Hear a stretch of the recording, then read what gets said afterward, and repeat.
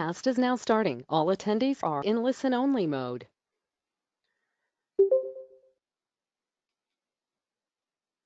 All right, hello everyone. Welcome to our Understanding Audiences and Visitors webinar. We're going to get started here in just a second. We'll give everyone a chance for a second to get logged on. And we'll start here in about 10 seconds or so.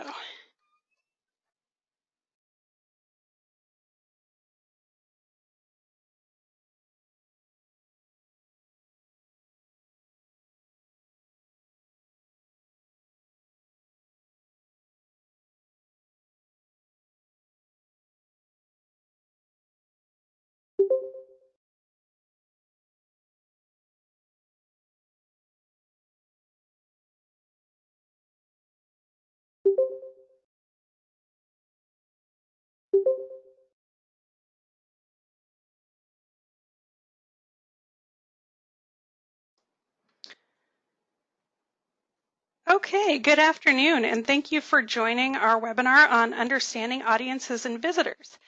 I'm Jeanette Rooney, and I'm the Assistant Director for Local History Services, and we are a department of the Indiana Historical Society. So basically, our department provides services to historical societies, museums, and collecting institutions all across Indiana. And we include things in that like training, such as this webinar. So we're very glad to have you join us today. I'd also like to acknowledge and thank Lilly Endowment, Inc., who funded our Heritage Support Grants program, which included funding for these webinars. So before we get started, I want to review a few housekeeping items and let you know how you can participate in today's session. You should see your attendee dashboard on your computer desktop in the upper right-hand corner. You've joined today's webinar listening through your computer speaker system by default. If you'd like to call in using the phone instead, just locate your audio pane in the upper corner and then select Use Telephone, and it will display the dial-in information and access code for you. We're going to do a Q&A session at the end of the webinar, but you also have the ability to ask questions using your questions pane. So simply type in your question and click send. I'll be monitoring for questions as we go, but in case I miss your question, please resend it during the Q&A time and I'll answer it then. There are also 5 PDF handouts available, and you should be able to see them in your dashboard to the right under Handouts. If for some reason you have any trouble getting them, follow up with me after the webinar and I'll be happy to mail them to you. And we do also want to let you know that you'll receive a follow-up email that will contain 2 links, one to access the recorded webinar and one to complete a participant survey. So thank you in advance for completing this survey. We really do use these for our own program evaluation and to improve in the future. So do we have any questions at this time?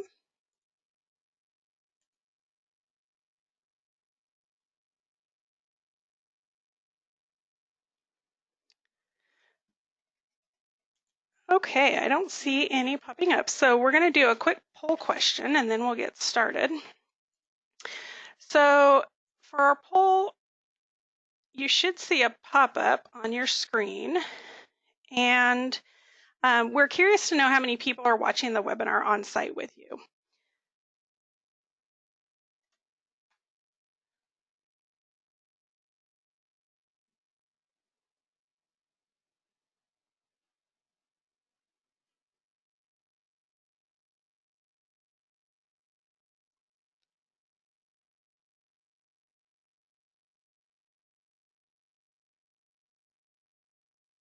All right, it looks like we have quite a few people watching on their own, but also some with 2 to 5 people. So thank you for sharing that with us. That helps us to keep track of sort of how many people are watching with us. We appreciate your input.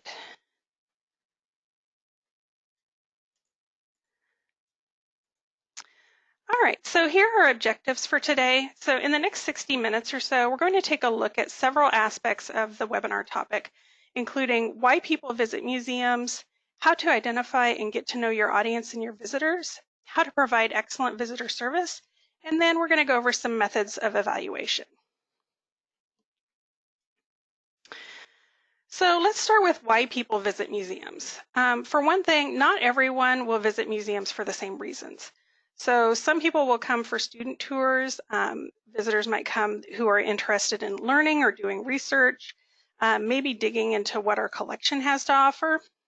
A lot of people will come for a social experience or for entertainment. They might come with a group and see a museum as a fun thing to do or an important cultural experience. And then some people will visit museums to get away from things. So they're looking for a more relaxing, recharging experience. Ultimately, it's really important to remember that not everyone who walks through the door will have been motivated to visit for the same reasons. So, for example, someone who comes for that recharging experience might want to just kind of wander around quietly on their own, and they might look for more solitary spaces where they can reflect. While folks who come for the social experience or entertainment might want more interaction with our staff and volunteers. Essentially, it's important to really just keep in mind that we want to cater to all of these different reasons for visiting.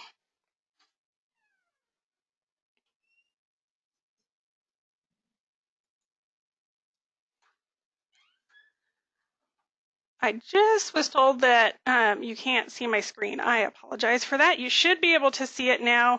Let me know if you're not seeing them, but it should show it now. Sorry about that. Okay. Okay, so why is it important to know why people visit museums?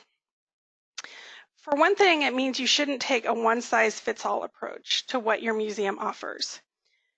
If our museum is set up to only appeal to researchers, then some of our experience seekers might go away disappointed. Or if our only appeal is entertainment, then the researchers and more contemplative visitors might not want to attend. So ultimately, we want to offer a broad range of experiences that can be enjoyed by many different visitors. So look for ways throughout your museum where you can help facilitate different levels of interaction. For example, there's often a hierarchy to the way that exhibits are designed so that some visitors who might want to just skim can find bits of information really easily, while also including some ways in which other visitors can investigate more deeply if they want to. Also, make sure your museum provides good experience for groups and tours, but also has places for rest and quiet for those seeking a contemplative experience. This also goes for your programs, your events, your lectures, and your other offerings. So make sure that you're offering a variety to meet all needs. One thing to remember is that the same people might have different expectations or reasons for visiting at different times. So we can't assume that just because someone has been to our museum before for research, that they're maybe always coming back for the same reason. They might have other times when they attend with a group for an entertainment experience. So remembering these different reasons why people visit helps us to make sure we're meeting all of the needs of our audience so that we can have an impact.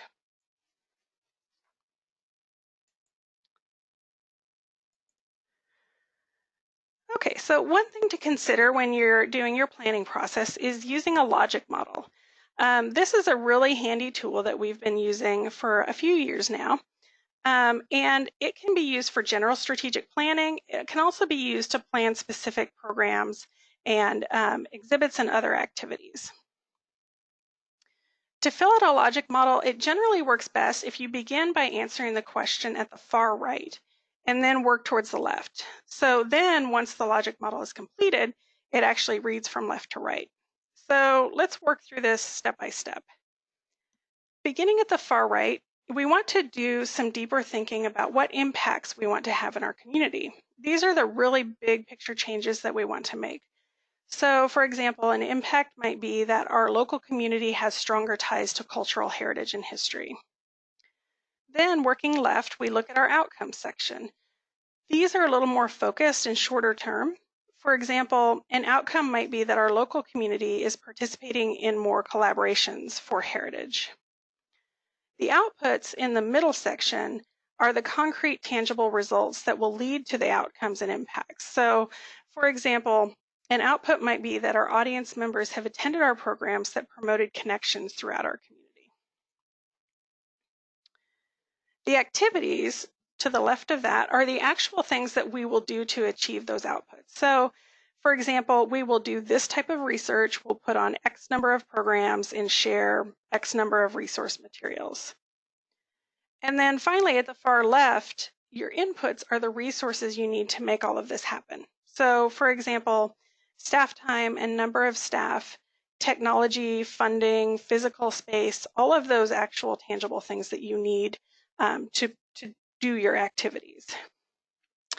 So when we're finished filling it out, it will read left to right. So we need these resources to carry out these activities that will produce these direct results that will lead to these outcomes and long-term impacts. This can be a really helpful tool to dig deeper to see what impact you want to have and how you will go about achieving it, and to think through your relevance to your community. And I've included a copy of a template logic model in your handouts that has a blank template along with instructions on filling it out.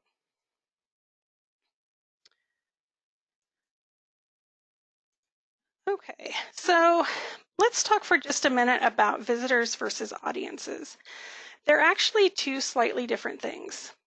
Visitors are the individuals who physically interact with our organization. They might visit the museum, attend a program, or look at our website, for example. However, they might not be engaged with our organization. So, for example, someone might come to visit once with a group of friends, but not ever interact with our organization again. Our audience, on the other hand, is made up of individuals who engage with our organization. So they are our visitors. They come to the museum, they attend programs, etc., but they also care about what we do and support our organization and our mission. So they might be supporting us financially or by volunteering, spreading the word about what we do, or engaging with us on different levels. In the illustration at the bottom, we have our captive visitors on the left. Those are the ones who might visit us once or come to the program, but that might be all that we see of them. Our potential audiences are on the right. These are the folks who care about what we do and believe in our mission, but for whatever reason have not visited us or attended a program. In the center overlap, we have our ideal spot. This is where our visitors and our audience overlap, and we find the people who are not only visiting us, but also are engaged and participating with us on many different levels. We want this overlap to be as large as possible, but it's important to remember that it will never be 100% for any of us. Some of our potential audiences might never visit us, and that's okay. We might still engage them in other ways. In the next few slides, we're going to talk about tracking visitation and visitor research, which is really important to help us figure out who is visiting us and who isn't, so we can start to do some more research to see how we might engage potential audiences in other ways and figure out some strategies for resources, such as how to tailor our programs, our marketing, etc. So do we have any questions up to this point?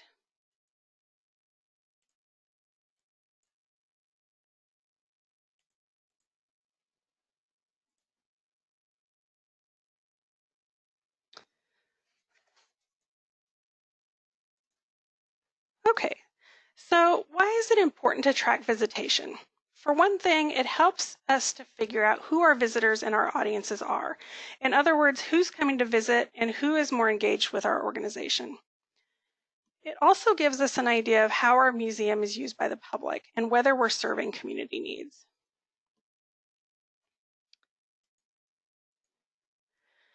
When we start to think about tracking visitation, there are a few really key points to remember.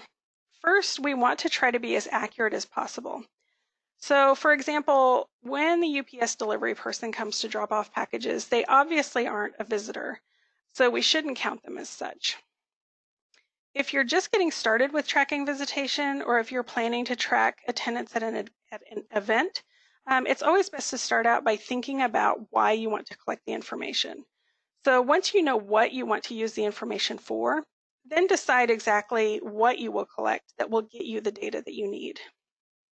For example, If I want to know about when I need to have the most volunteers or docents available at the museum, I would need to think about when we are the busiest. So I would start tracking what times of the day and what days of the week people visit the most, so I can start to see trends to help with planning for those higher traffic times. Whatever the method of collecting information, and we'll talk about some methods here in just a minute, you want to be consistent. So ask the same questions in the same way to get the most reliable results. It's also a good idea to separate categories such as general museum visitation separated from special programs and events, things like that. So you can really start to see trends based on what type of program it is. And then set down a procedure. Make sure that you're recording this information as a part of your daily operations. And then maybe also a weekly and a monthly tally.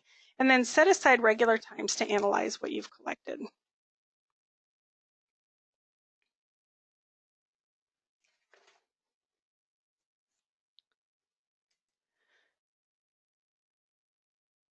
Okay, so methods for tracking visitation. These are some of the most common options.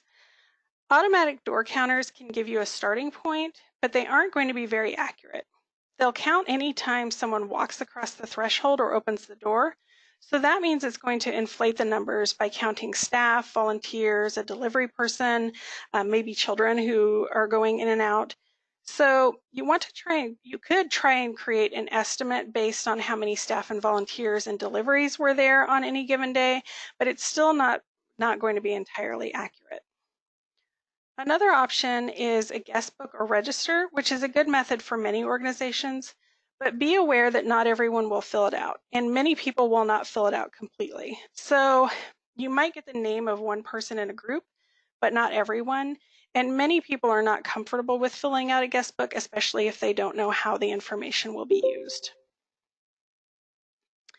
The most accurate option is to have a person stationed near your entrance to welcome visitors. That person can keep an accurate tally and ask any pertinent questions that you set up to track. This can be set up on a paper form or on a computer spreadsheet or device, but it gives you the most control over collecting the data. And I've included a sample that you can use in your handouts. Feel free to use that or adapt it as needed. It's just sort of a sample that you can use to get started with. So let's look at some options for what you might track. These are just a few more common options, but you can choose what you want to ask based on the data that you want to collect. For starters, you can just note the date, time, and a basic head count of how many people came in to visit. This can give you some really good basic information to help you see when people are coming to visit you the most. If you want to track where your visitors are coming from, a zip code is a really good option. You can ask for full address, but many people might be a little reluctant to give it out. But zip code is a much more low barrier option because they won't have to give you identifying information, and it's also easy for you to track. If you do ask for an address or an email, make sure it's optional and be clear about what they can expect from you as a follow-up. Are you going to send them a newsletter? Are you going to sign them up for anything? Make sure you're really clear about what you're going to do with it. You can also ask the reason for their visit and how they heard about you. This can help you see what motivates people to visit your site and help you figure out which of your marketing efforts is working so you can tailor your strategy. Also, if you want to track age ranges, you could ask each time a group of people come in, how many children, how many adults, how many seniors are in their party. If you have school groups, take a note of what grade level is coming through so you can keep track of which of your schools and what grade levels are coming through and planning field trips. Also, in your daily tallies, it's not a bad idea to jot down the weather for the day and do the same for your programs. This can help you kind of see some trends, not that we can control the weather, but to determine if the weather has any impact for your visitation. And then you can also note any other pertinent observations, such as how long people spend in a gallery space, or whether they stop at any particular exhibits more than others. That can help you start to see some trends as well. Okay, so another thing that you can do is dig a little bit deeper with some visitor research. This requires some more strategic thinking and planning ahead of time to determine exactly what you need the information for and how you will use it. Some visitor research can come through interviews to really get at what a visitor expects from you, but you can also consider hosting community conversations to find out perceptions of your organization. So we've been helping to facilitate some of these meetings for organizations in Indiana. It's really important to have someone outside of your organization help facilitate and ask the questions. If you're in Indiana, feel free to contact us about working on something like this. If you're outside of Indiana, consider checking with your state's field services office or with your community foundation. Or if you want to follow up with me later, I can help you find who your local field services office is. Another way of doing research is by asking more in-depth questions through questionnaires, which could be done either on paper or on a tablet online. If you decide to do this, it can help you dig a little deeper into audience and visitor trends to really see if you're doing a good job of serving all of your community. So through questionnaires, you can ask identifying questions such as ethnicity, gender, age range, income level, and then also questions about whether people feel welcome at your site. But these questions should always be optional and should allow the visitor to self-select their response. For these questions, doing it on paper or online is best. It should never be done through observation for obvious reasons. And then also, questions such as these can be done on the front end through visitor studies or through evaluation after a visit, which we're going to get to a little bit later in the webinar. It just depends on sort of where you're asking it and how you're going to use the information.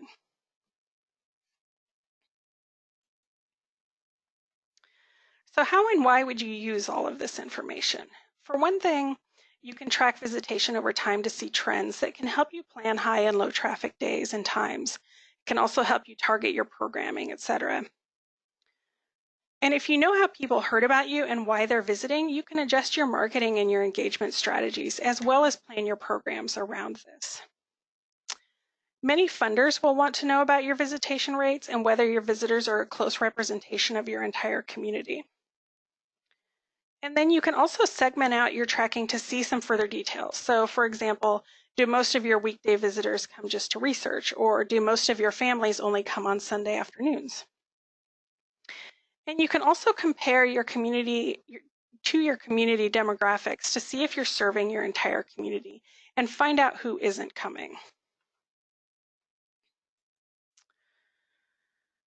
Okay, so here's one of the best ways to do that. You can go to this website from the census and look up the data on your city or your county or your state even. And with that information in hand, you can compare it with your attendance data if you're collecting those types of things to see what audiences you're serving well and then where you're falling short. By seeing where you're falling short, you can also use that information to do a little inward looking to see if you can determine why those potential audiences aren't coming and whether they see you as relevant. And then you can work on fixing some of those areas that you need to improve upon. Once you've identified and defined your current and your potential audiences, as well as why people visit, you can start to create strategies to better reach and engage them through your programming, your exhibits, social media, marketing, all of those different aspects.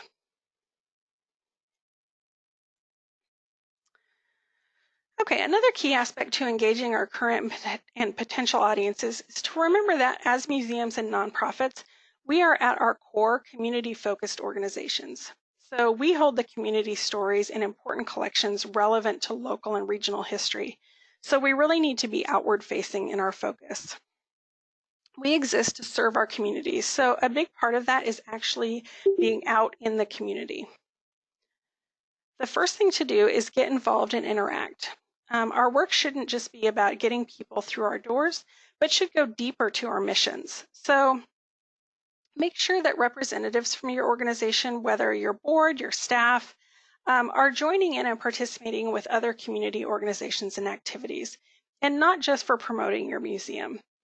So be involved in community conversations. Get a group of staff together and volunteer for another nonprofits program. Serve on the boards of other organizations. Get to know your neighbors and give back to your community. And then collaborate with other nonprofits on project and community events. See how you can work together for mutual benefit. Be welcoming to other groups at your site. If you have a meeting room, offer it at no charge for community meetings or events or group meetings. Get input whenever possible. Get together focus groups when you're planning your exhibits or planning your programs. If you're working on a strategic plan, that could be a good time to involve a group from your community as well. And then be visible. Work with your Chamber of Commerce, your Visitors Bureau, your Community Foundation, and others to make sure your organization is a community asset. All right, so in addition to being very involved in your community, you need to make sure that your public-facing online resources are engaging your current and potential audiences as well. So a couple just notes on your website and social media. For your website, you want to make sure that it's easy to navigate and accessible. It should also be mobile friendly. A lot of platforms like WordPress will do that for you now. It should also be up to date. I can't stress that enough. Make sure that all the programs are updated regularly and there aren't listings sitting there from, say, a year ago. And then finally, also make sure that your contact information is easy to find. Your email, your phone, and your physical address should be, if possible, on every single page so that it's really, really easy to find. For social media, make sure that you're using the platforms that are best suited to your audience and your mission. So is most of your audience on Facebook or Twitter or Instagram? What messages will help you get your mission across? So if your mission is to share history, then think about social media as one tool to do that. However, the other thing to remember is social media is not just for marketing. It's another tool for engaging your audience, but if you use it just for advertising, you won't get very far with it. The general rule is that you should have at least 80% content, such as photos, stories, etc., and then 20% or preferably less for actually advertising your museum or your programs. And then capitalize on what you do best. Do you have a great photo collection? Share it through social media. Do you have a creative hook that you can use to engage your audiences? One good one to look at is Sue the T-Rex from the Field Museum in Chicago. And then keep up with what's trending. There are lots of trending days that go around in the museum field. Museum Selfie Day, Museums Advocacy Day. A lot of those can be good ways to get into conversations. And then be interactive. Social media is all about the social, so make sure you're communicating both ways with your audience. Pose questions and answer questions asked by others. Engage in relevant conversations. And then one additional note, same thing as your website, make sure that on your social media sites that all of your contact information is there and up to date. So your address, your phone number, email address, and a link to your website.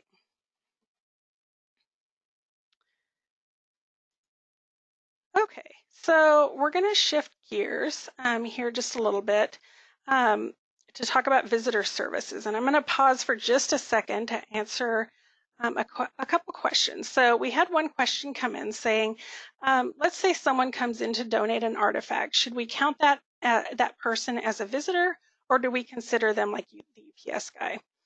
I would say if they come in specifically to interact with your museum, I would count that as a visitor because they are coming in a way that connects with your mission.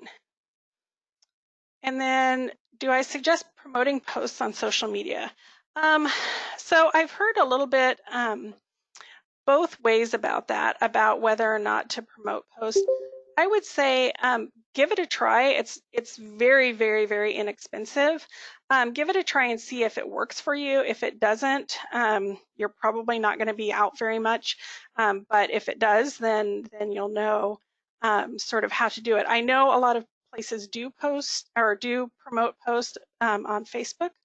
And so I'm using the boost post button. I would say give it a try maybe for a a bigger program or something that you're doing and see if that works for you. Okay, are there any other questions before we switch gears to visitor services?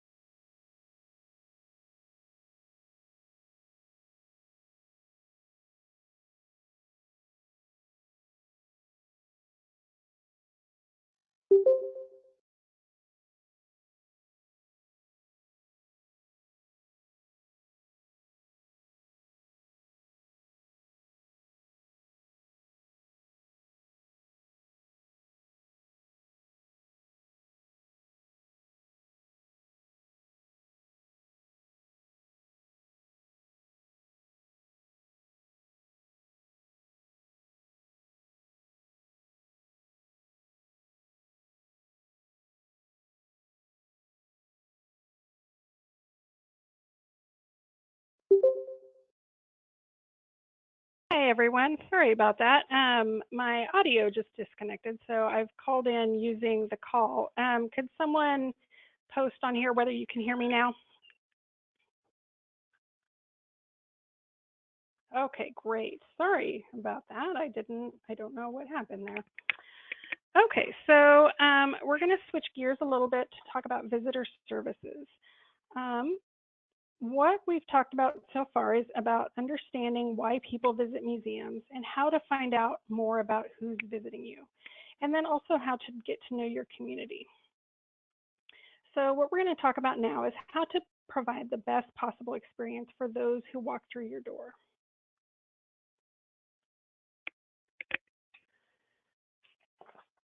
Okay, so to start, you might consider setting some visitor service standards for your staff and volunteers to follow.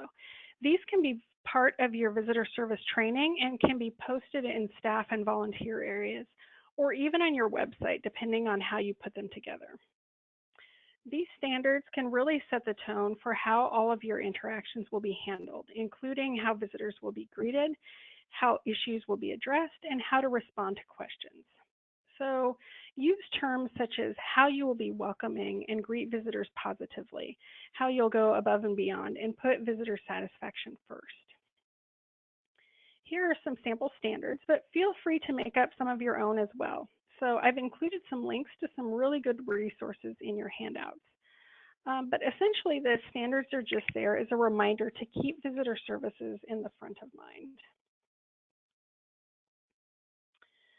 So ultimately, the goal is to make each visitor's experience at your site exceptional. With the visitor's experience at the front of everything we do, it's important that everyone at your site is responsible for good visitor service practices, not just the people whose job it is to be public facing. Because sometimes some of those smallest details can make or break a visitor's experience.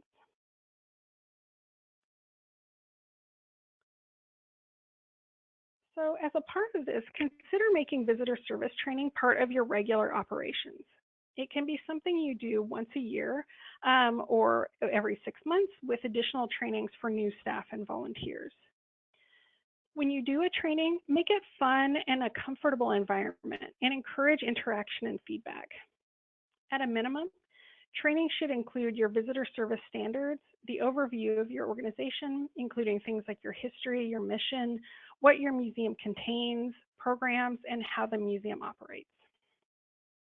You can also train it on basic interactions and first impressions, as well as how to respond to nonverbal communication. So, like we talked about earlier, some visitors may not want a lot of human interaction, but just to know that someone is there if they need them, while others may want to chat for longer or hear stories.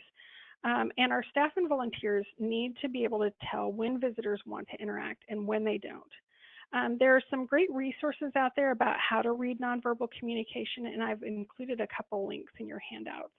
There are also some good videos on YouTube on how to read nonverbal communication. And then also, if you've been doing visitor research, you might also discuss what your visitors expect when they come to visit you, and then sort of tell your staff and your volunteers what a typical interaction with a visitor looks like. Along with the training, consider doing a site tour with new staff and volunteers so they get to know other staff in the facilities and encourage their feedback. They might have some additional insights into things that you see every day and might not have thought of. And then finally, make sure that all information is readily available so that they can find what they need when they're asked by a visitor and then respond efficiently. So it can be helpful to keep binders in your welcome area and in your exhibit spaces that contain notes about the museum collection overview and history, about upcoming programs, contacts for staff or board, emergency procedures, that's really important, policies on accepting donations, so information about your collections policy, any opening and closing procedures, so basically everything that your volunteers and staff might need to have at hand.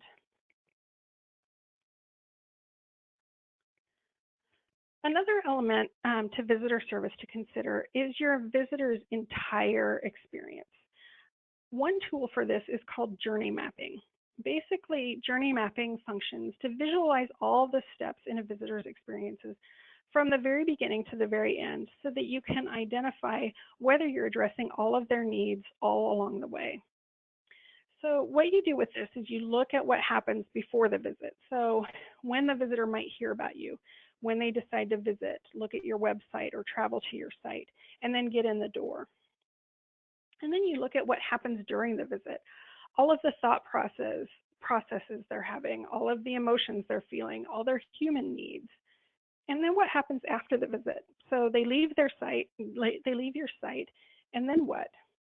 So after this out, you can start to look at where your strengths and weaknesses are along the journey and make an action plan for steps you can take to improve. So we're going to go through a quick exercise that examines the major steps along this journey to give you a starting point for what to look at. And I'm going to check real quick, are there any questions up to this point?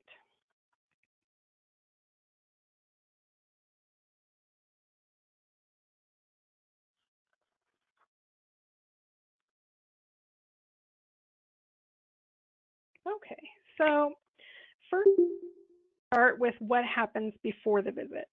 Let's say the visitor heard about you from a friend and is interested in visiting. So can they find you online? Have you tried Googling your site to see how easy it is to find you? Are you on social media? Make sure your website and your social media pages are up to date, like we talked about earlier. All of this information needs to be up to date and current. And then think about how they can find out about what they are going to see when they visit you. So is it easy to find out what exhibits are currently going on or what programs are currently going on?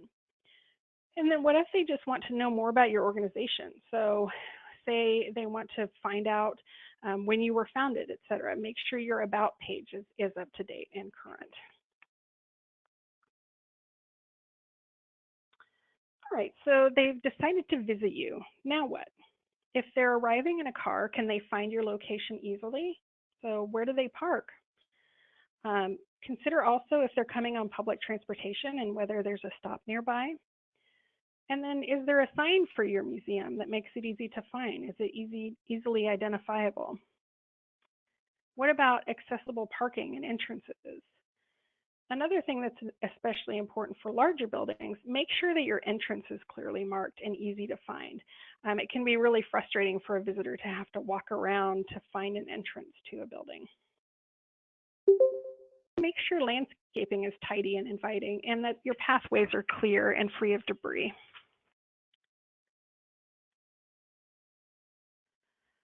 Okay, so our visitor has arrived and they have made it to our entrance. So there are some considerations here as well. Is it clearly marked? What about signage?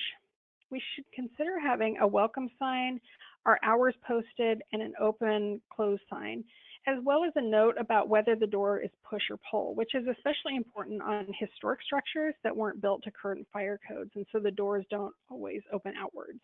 And again, this is kind of a thread we'll see through all of these, but the entrance should be accessible, tidy, and welcoming. All right, once the visitor steps through the front door, they should arrive in a welcome area of some sort. This is where they should be greeted by a friendly staff person or a volunteer and can find out what they need to know about their visit. So again, this area should be clean and tidy, and it should consider all of the visitor's needs. They're going to want to know about the museum, how it works, if there's tour information, if they need to pay or not. But we also need to consider some of the other needs. So what if they had a long car trip here and they need a restroom right away? Or what if it's raining outside? Or what if it's really hot or really cold? Consider what they might need to be comfortable. Maybe they need a seat for a minute, or maybe they need a coat stand and an umbrella stand. And then so make sure everything they need is available and that the person who is staffing that area is ready to offer any sort of assistance that they need. Okay, once the visitor has checked in, if they're able to wander around the museum on their own and don't need to necessarily take a tour, there are some more considerations. So make sure there are plenty of directional and wayfaring signs that identify exhibits, restrooms, exits. Check accessibility and then make sure there's adequate lighting in all these spaces. Also think about what the museum smells like. Museums can smell like old things, but also still smell clean. They should never smell like mold. That raises some other issues that we would need to look into. And then we know we need to keep things fairly cool for our museum objects, but is the temperature fairly comfortable for our visitors as well? And then make sure plenty of seating is available in all the spaces, and you want to check regularly. This is a place where you can do some walkthroughs and check regularly for tidiness. And on one other note, make sure you're following all the fire codes and exits are marked accordingly. And then finally, what if a visitor's hungry? Are snacks allowed? Drinks? I know we cringe a little bit about that with museums, but is there a designated area where they could go to have a snack and eat? Exhibit spaces can be a little more challenging when looking at them from our visitor's perspective. They might not be as familiar with what they should do once they get to the space. So for one thing, we need to make sure that exhibits are clearly defined and tell the stories we're trying to convey. They should also, like all the other spaces in our museum, be accessible, clean and tidy, have adequate lighting, and then as well as that, plenty of seating available. Another thing to consider is your photo policy. This can be stated at your front desk, but it's also important to display it throughout the museum. So do you allow photos? And if you do, with or without flash? If you don't allow photos, say so, and then maybe consider describing why you don't. So that way it feels a little less uncomfortable for the visitor. But if you do allow photography, put up some signs telling people that. Say, please take photos, and encourage them to share those on social media and tag you on them. That can help get some other ways of engaging with your audience on social media as well.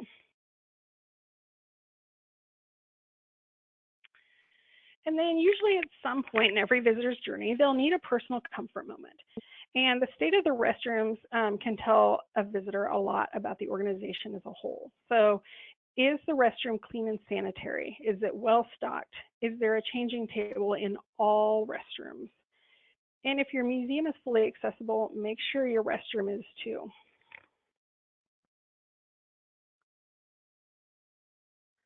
Finally, the visitor has reached the end of their visit. So what happens next? Is there a gift shop or a gift shop shopping area? Do you follow up in some way? What will they tell their friends about their visit?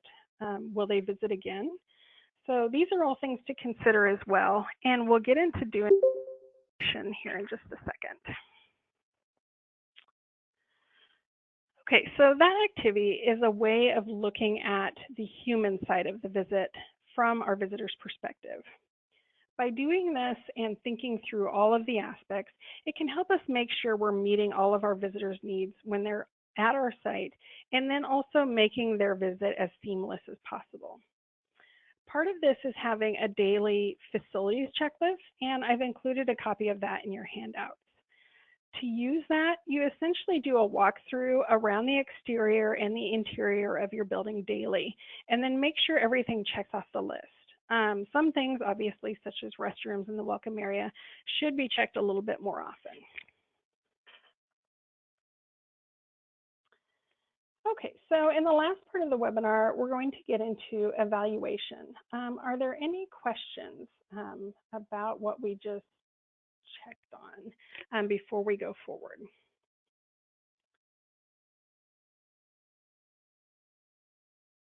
So one question is, we currently have a sign with all the information about hours, how to get in, and people don't often read it. Do we have suggested formats or resources? I don't right off the top of my head, but I would be happy to look into that and email you some things that I can find.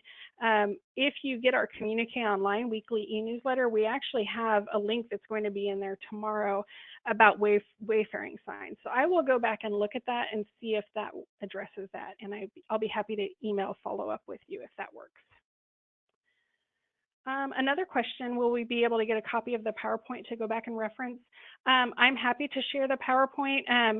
About an hour after the webinar ends, you're going to get a recording of it, but I'm happy to share the actual slides as well afterwards. Just send me an email and I'm happy to send it.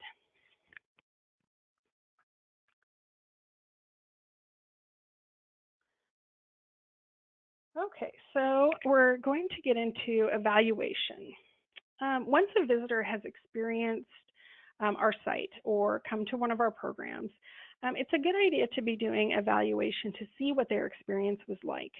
So, like I mentioned earlier, there are some ways in which evaluation might overlap with our visitor tracking, but it differs in that it digs a little bit more deeply into their actual experience. So why do we want to do evaluation? First and foremost, it's important to make sure that we're meeting our audience and community needs. It's also really important to help us improve our services and then ensure that we're meeting our mission and our objectives and engage exactly what impact we're having, and then also to plan for our future offerings and our marketing.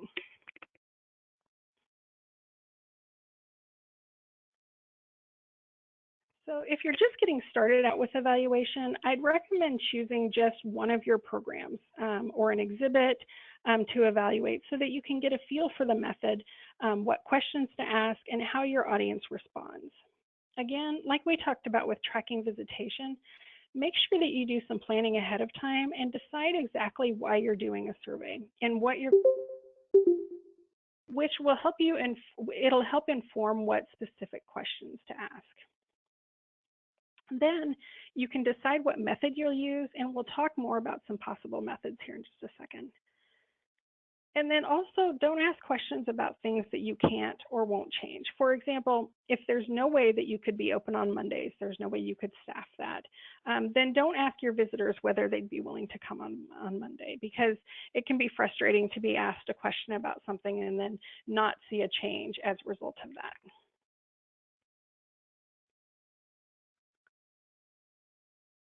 Okay, so here are some sample questions you can ask to what you want to find. These are just a few of the many, many options out there, but these can maybe get you started.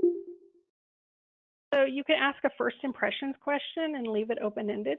That can tell you a lot about how they were greeted, how comfortable they felt, and what their experience was like. If you have multiple exhibits, you could ask what exhibit they saw, and then some further questions to get at their feelings about that. That can help you see some trends about what people are coming to see and how they feel about what they did see when they were there. You can also ask them to rank their visit to the museum based on how much they enjoyed it. You can ask if their visit met their expectations. Another question along this line is whether there was to see when they visited you but didn't. Those can help you see how your museum is balancing against public perceptions. You can also ask some questions that get directly to interaction with staff, which can help you tailor your visitor service training. And then you can ask an open-ended question on how the museum can improve, because that might get you some responses that you might not have even thought of. Another question is, will you visit again, yes or no? I would follow this up with a why or why not question. And you can ask for demographic information. This information can be really useful, again, if you compare it across some of the other questions, such as whether they saw what they expected to see, or whether they felt comfortable in the museum. With this, you might start to see some trends that can help you figure out how to engage further potential audiences. But again, just a reminder, with demographic questions, they should always be optional and should allow the visitor to self-select the response.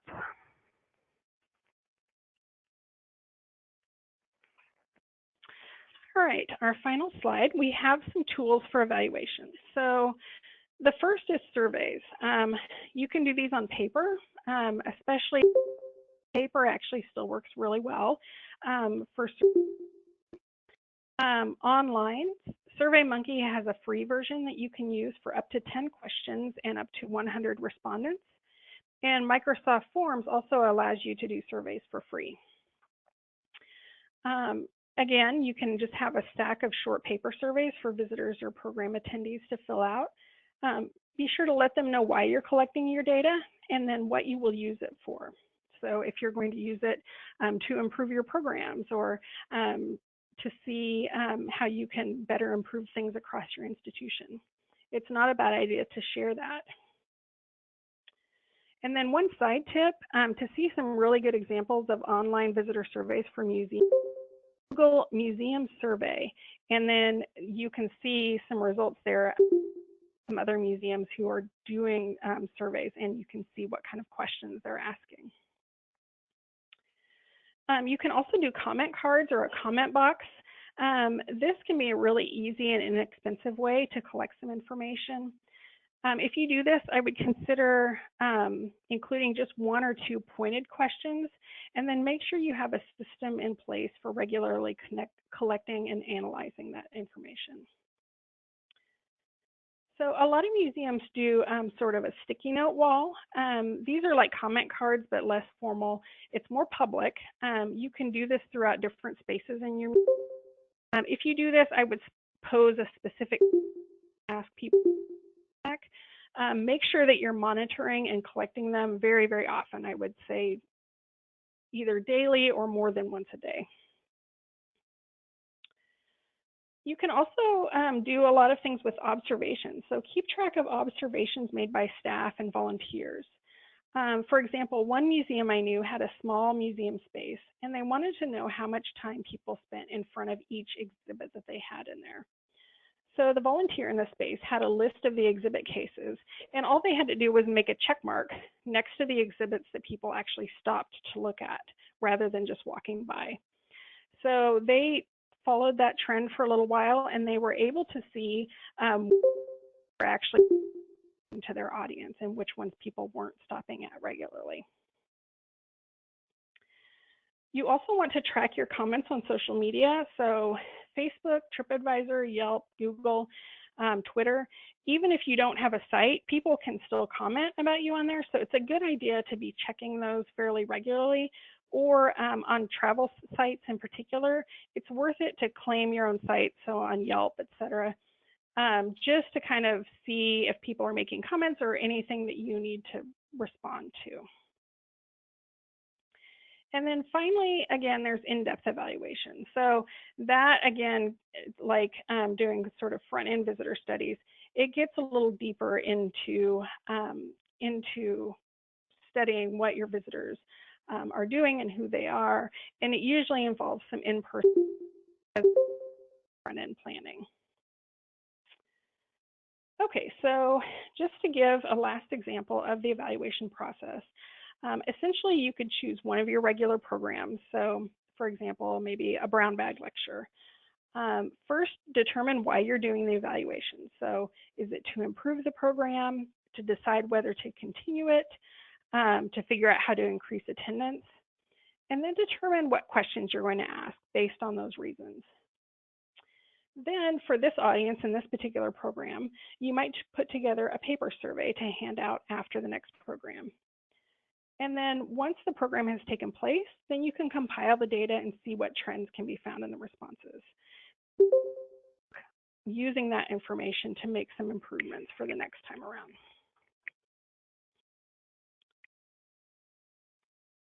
Okay, so we've reached the end of the webinar, and I'm happy to take a few questions in the comment box. We have about 3 minutes left, and I'll let you all go on time, but I am happy to take any questions.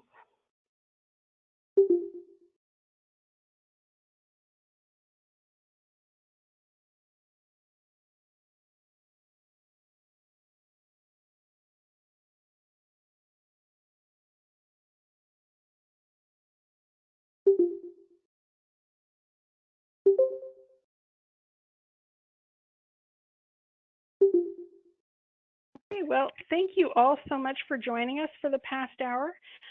Feel free to contact me with any additional questions, and I will be happy to follow up Mary about that link that we had. So thank you very much again, and have a great day, everyone.